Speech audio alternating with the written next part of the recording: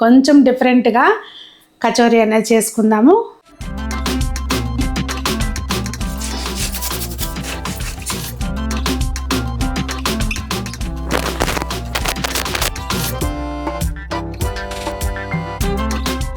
ఇది ఇట్లా దీన్ని స్టఫ్ లాగా పెట్టేసుకుని దీన్ని బట్టి అర్థం చేసుకోండి ఎంత క్రంచీగా వచ్చినాయో అని.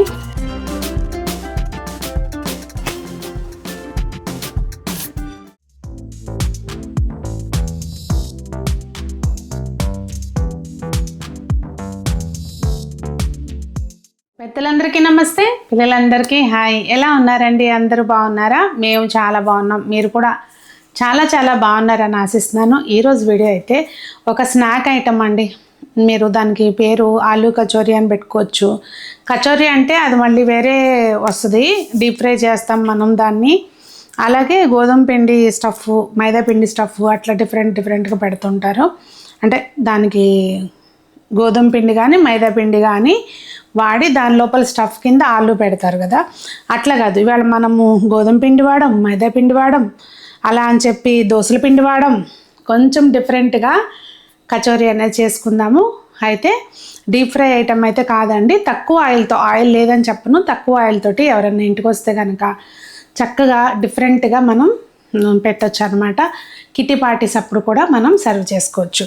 ఇంకా లేట్ చేయకోకుండా రెసిపీ చూసేద్దాం. ముందైతే అండి ఇక్కడ మీరు కొలతగా ఏదైనా తీసుకోండి, పర్ఫెక్ట్గా ఇంతే క్వాంటిటీ కావాలి అనేది ఏం లేదు. నేనైతే ఇదిగోండి ఇక్కడ 1 కప్పు ఇవి గట్టి అటుకులు అండి. మీరు ఏ అటుకులైనా తీసుకోవచ్చు. కడిగేసి మొత్తం అంతా కడిగేసి నీళ్ళు వంపేసినాకండి జస్ట్ చేతిలోకి తీసుకుని ఇట్లా నీళ్ళు చిలకరిచ్చినట్టుగా వేసేసి అట్లా పక్కన పెట్టేసి ఉంచాలన్నమాట. దీని తర్వాత నెక్స్ట్ స్టెప్, దీనికంటే ముందు మనం యాక్చువల్గా ఒక 3-4 బంగాళదుంపలు బాయిల్ చేసుకుని ఉంచుకోవాలి. నీళ్ళు పోసి కాకుండా మనము స్టీమ్ ఉడికించుకుంటాం కదండి, అట్లా ఉడికించుకోవాలి. లేదంటే నీళ్ళు పోసి ఉడికిస్తే ఏంటంటే ఇప్పుడు అసలే ఆలు పాతవి వస్తున్నాయి కదా, ఇట్లా పేస్ట్ లాగా అయిపోతాయి అనమాట. నీళ్ళు పోసి ఉడికించొద్దు. సో ఉడికించిన బంగాళదుంపలు ఇక్కడ నేను కొంచెం ఎక్కువే తీసుకున్నానండి, అంటే అటుకుల క్వాంటిటీ కంటే ఎక్కువ. పొట్టు తీసుకుని తురిమేసి పెట్టుకోవాలండి. తురిమేటప్పుడు కూడా లావు బెజ్జాలు ఉంటాయి కదా, అటువైపు తురుముకుంటే ఏంటంటే ముద్ద లేకుండా ఉంటుంది.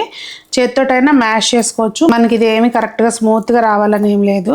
ఇప్పుడైతే మాత్రం ఆలూలు పాత ఆలు కదండి, ఇంక ఇప్పుడు ప్రజెంట్ ఏంటంటే ఇవి మొలకలు వచ్చే స్టేజ్ అనమాట. అంటే అలా ఉంచేస్తే కనుక 2 రోజులు బయట ఉంటే ఊరికే మొలకలు వచ్చేస్తున్నాయి. పెట్టుకోవచ్చు ఈ టైంలో మనం, ఇంకా ముందే పెట్టేస్తారు అసలు. అయితే ఆలు తురుముకుని పెట్టుకోవాలండి. ఈ లోపల ఒక మూకుడు పెట్టుకుని ఆయిల్ కొంచెం 1 టీ స్పూన్ అంతే చూసారు కదా, కొంచెం మనకేంటంటే వేసిన జీలకర్ర వేగడానికి సరిపడినంత తీసుకుంటే సరిపోతుంది ఆయిల్. ఈ మనం మూకుడు పెట్టుకునే ముందే ఆలు తురుముకుని పెట్టుకోవాలి. జీలకర్ర వేగిన తర్వాత ఒక 2 పచ్చిమిర్చి సన్నగా కట్ చేసుకుని వేసుకోవాలి.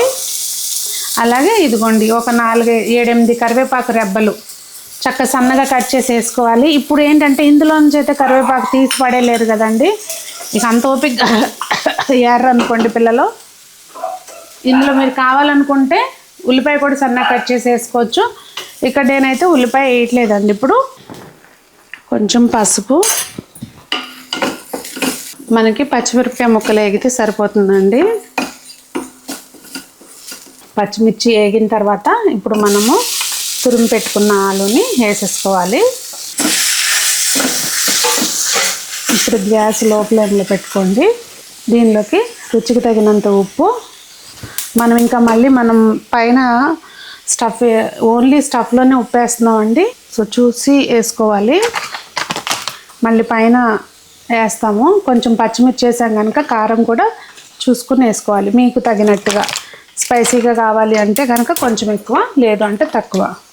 ఒకవేళ పిల్లలు తింటారు ఎక్కువ కారం తినరు అనుకుంటే పచ్చిమిర్చిని స్కిప్ చేయండి. ఇక్కడ కొద్దిగా ధనియాల పొడి, జీలకర్ర పొడి కూడా వేసుకోవాలి. మీకు చాట్ మసాలా ఫ్లేవర్ నచ్చుద్ది అనుకుంటే కనుక చాట్ మసాలా ఫ్లేవర్. ఇంక ఇవన్నీ మంచిగా కలిసేలాగా ఒక 1 మినిట్ పాటు, అంటే మనం వేసిన మసాలాలు చక్కగా పచ్చివాసన పోయి అంత మంచిగా ఆలు పట్టేలాగా మంచి మిక్స్ చేసేసుకోవాలి. చేసుకుని గ్యాస్ ఆఫ్ చేసుకుని మనం దీన్ని వేరే ప్లేట్లోకి తీసుకుంటే కనుక తొందరగా చల్లారిపోతుంది.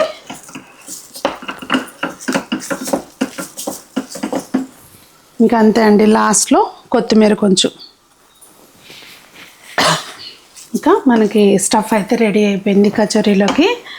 దీనిలోకి కొంచెం కావాలనుకుంటే మీరు ఆమ్చూర్ పౌడర్ వేసుకోవచ్చు, లేదంటే కొద్దిగా నిమ్మకాయ పిండుకోవచ్చు, కానీ అవసరం లేదు. అంటే ఇట్లా బాగుంటుంది స్పైసీగా. మనం తడిపి పెట్టుకున్న అటుకులు చక్కగా మంచిగా మెత్తగా అయిపోతాయండి. ఇదిగోండి, మనం తీసిన తర్వాత కొంచెం ఇట్లా మ్యాష్ చేస్తే ఇట్లా అయిపోతుంది.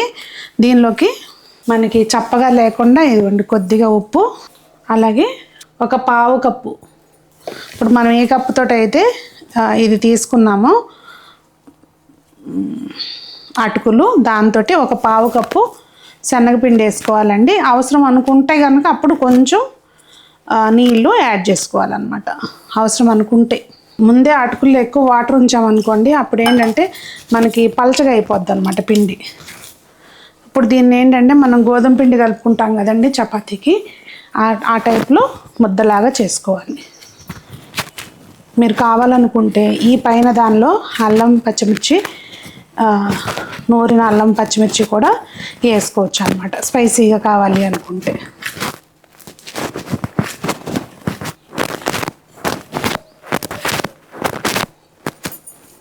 ఇట్లా చేసి పెట్టేసుకోవాలండి. ఇప్పుడు మనం కొంచెం పిండిని ఇదిగోండి ఇట్లా ముందే బాల్స్ చేసి పెట్టేసుకుంటే ఈ సైజులో చక్కగా ఈజీగా ఉంటుంది. దీన్ని ఏంటంటే కొంచెం ఇట్లా చేతితోటి అనుకోవాలండి. అనుకుని ఇదిగోండి ఇట్లా దీన్ని స్టఫ్ లాగా పెట్టేసుకుని మళ్ళీ క్లోజ్ చేసేసుకొని బాల్స్ లాగా చేసేసుకోవాలి. ఇట్లా అన్ని వైపులా సమానంగా స్ప్రెడ్ చేసేసుకొని రెడీ చేసి పెట్టుకోవాలండి. ఈ పిండిని మెదిపితే కొంచెం జిగురు వస్తుందండి బాగా. మనం ఇట్లా కొంచెం చేతితో అనేసుకుని,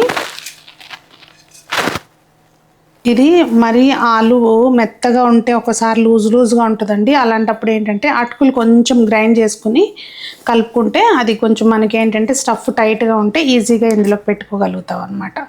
ఒకవేళ మీకు లూజ్గా ఉంది, ప్రాపర్గా చేసుకోలేకపోతున్నాం అనుకుంటే అట్లా చేసుకోవచ్చు. మనం ఇలా చేసుకుని బాక్స్లో పెట్టేసుకుని ఫ్రిడ్జ్లో పెట్టామనుకోండి, ఎప్పుడు కావాలంటే అప్పుడు గవాలన, అంటే ఎక్కువ నిల్వ ఉండవు అనుకోండి, మనకి ఎప్పుడన్నా గెస్ట్లు వచ్చే ముందు రోజు ప్రిపేర్ చేసి పెట్టేసుకోవచ్చు అనమాట. అప్పుడు వాళ్ళు వచ్చేటప్పుడు గవాలన అప్పటికప్పుడు మనం ఫ్రై చేసుకుని ఇచ్చేయచ్చు. డీప్ ఫ్రై కాదండి, మనం దీన్ని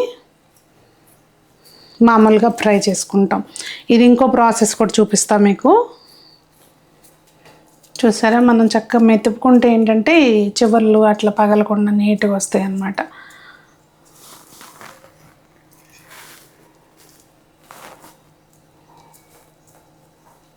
ఇట్లా అన్ని వైపుల్ని దగ్గరికి తీసుకొచ్చి క్లోజ్ చేసేసేయాలి.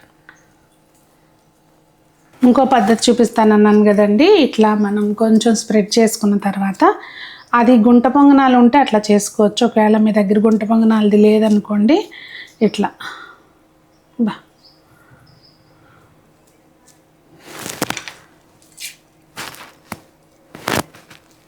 ఇంకా దీన్ని మనం ఇట్లా కజ్జికాయల షేప్లో క్లోజ్ చేసేసుకోవడమేనండి. ఇలా చేసుకున్నాక దీన్ని షాలో ఫ్రై చేసుకోవడమే.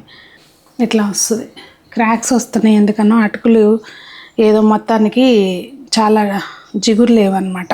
అట్లా కూడా చేసుకోవచ్చు. మీకు ఒకవేళ గుంట పొంగనాలు లేవు అనుకుంటే అట్లా కూడా చేసుకోవచ్చు అండి, కొంచెం డిఫరెంట్గా అనిపిస్తాయి.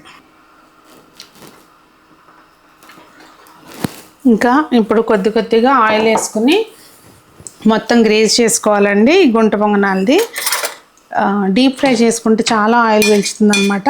ఇప్పుడు అన్ని వైపులా చక్కగా ఆయిల్ అంటేటట్టుగా మనం గ్రేజ్ చేసేసుకోవాలి.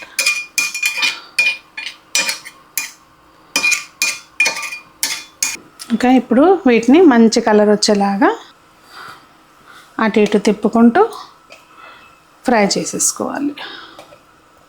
కొంచెం పెద్ద చేసే పని. ఇది కొంచెం మనకి వేగడానికి అయితే టైం పడుతుందండి. మనం ఏంటంటే ఏదన్నా పని చేసుకుంటూ ప్యారలల్గా ఇలాంటివి చేసుకుంటే చక్కగా 2 పనులు ఒకటేసారి అయిపోతాయి. ఇదే పని అంటే మనకి టైం వేస్ట్ అయిపోతుంది. కొంచెం లో ఫ్లేమ్లో పెట్టేసుకుని అలా వదిలేసాం అనుకోండి, నెమ్మదిగా ఎగుతూ ఉంటాయి. అటుకులు కదండి, కొంచెం మందంగానే ఉంటుంది కనుక స్టఫ్ ఈ క్రంచీగా అవ్వాలి కనుక మనకి టైం పడుతుంది. మనం అన్ని వైపులా కొంచెం రొటేట్ చేసుకుంటూ కాల్చుకోవాలన్నమాట. ఈ సైజు రావాలి, అప్పుడు చక్కగా ఈ చుట్టూతో ఫిల్ అయితే అండి కరెక్ట్గా ఏగుతాయి అన్నమాట, అన్ని వైపులా అంటుతుంది కనుక. వాళ్ళు ఎందుకన్నా అటుకులు తేడాగా ఉన్నాయి. ఇదిగోండి, అన్ని వైపులా మంచిగా ఇట్లా గోల్డెన్ బ్రౌన్ కలర్ వచ్చిన తర్వాత మనం వీటిని వేరే ప్లేట్లోకి తీసుకొని మిగిలినవి కూడా వేయించుకోవాలండి. ఇప్పుడు నేనైతే కొన్నే చేస్తున్నాను, పిండి ఉంచేసాను, తర్వాత అప్పటికప్పుడు వేడిగా చేయొచ్చు అని చెప్పి. చూసారా చక్కగా క్రంచీగా వస్తాయి అన్నమాట. పైన వైపున అయితే మాత్రం ఒకసారి చూపిస్తా చూడండి, దీన్ని బట్టి అర్థం చేసుకోండి ఎంత క్రంచీగా వచ్చినాయో అని. వేడి వేడిగా తినలేమండి, ఇది కొంచెం ఒక మాదిరిగా ఆరాలి. లోపల వైపున ఈ స్టఫ్ ఇట్లా చక్కగా ఉంటాయి అన్నమాట, పైన క్రంచీగా లోపల సాఫ్ట్గా. ఇలా మనకు నచ్చిన సాస్ కానీ చట్నీ కానీలో డిప్ చేసుకుని అలా తినడమేనండి. చెప్పాను కదా, నాకైతే ఇట్లాంటివి అల్లం చట్నీ, మామిడికాయ పులుసు వాటితో తినడం ఇష్టం అండి. కాకపోతే ఇక్కడ డెకరేషన్ కోసం సాస్ పెట్టాను కనుక సాస్తో తింటున్నా. టేస్ట్ గురించి చెప్పాల్సిందే లేదు, యాజ్ యూజువల్. ట్రై చేయండి, ట్రై చేసి ఎలా వచ్చింది అనేది తప్పకుండా తెలియజేయండి.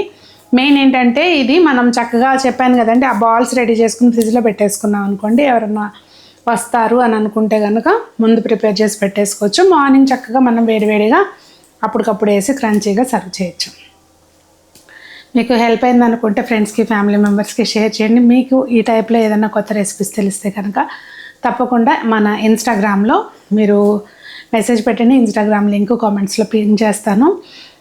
మీకేంటంటే మన ఇన్స్టాగ్రామ్లో పెద్దగా ఫాలోవర్స్ ఉంటారు, రీసెంట్గా స్టార్ట్ చేసాము, అందులో పెద్దగా పోస్టులు పెట్టిన అనుకోండి, మీరు నేను ఏదన్నా మాట్లాడుకోవాలనుకుంటే ఉంటుందని చెప్పి అట్లా. ఓకే, ఇన్స్టాగ్రామ్ పేజ్లో మీకు ఏదైనా డౌట్ ఉన్నా, ఏ విషయంలో మీరు నాకు ఏదైనా సలహా ఇవ్వాలనుకున్నా పర్సనల్గా పెట్టొచ్చండి. నేను కామెంట్స్లో లింక్ పెడతాను, చెక్ చేయండి. మరి అందరూ బాగుండాలి, అందులో మనం ఉండాలి, అందరూ మొక్కలు పెంచాలి, ఆరోగ్యంగా ఉండాలని కోరుకుంటూ మీ సునీత.